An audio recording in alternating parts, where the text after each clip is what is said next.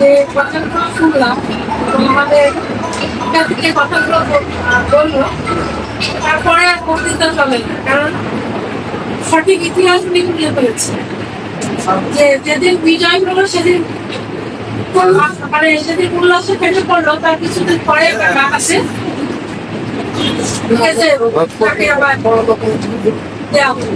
তা আমাদের এই অপসংস্কৃতি, ভালোটাকে ভালো বলা, মন্দটাকে মন্দ বলা, এই অপসংস্কৃতি গুলোকে যে মন্দ আছে তাকে কিভাবে ভালোতে টেনে নিয়ে আসবো, এটা আমাদের একটা প্রজ্ঞা হতে পারে। কারণ আমরা 25শে মার্চে আজকে বিপক্ষে কেন হয়েছে, তারা কেন জীবনে দান দিল, দান করবেন, যে আমরা যেন স্বাধীনতার উপভোগ করি।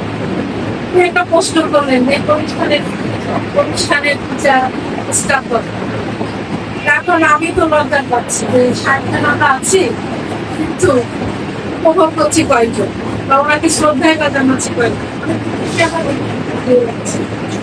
যাই হোক, ভবিষ্যতে এখান থেকে আমার কন্ট্রোল করা সরকারের আমাদের মেনে চলতে হবে। আর ওই অনুযায়ী আমরা শেষে ভয় লাভ যাত্রায় কিন্তু আমাদের স্বাধীনতা 6 মাসের মধ্যে উৎসাহ উদ্দীপনা সবকিছু বলা যায়।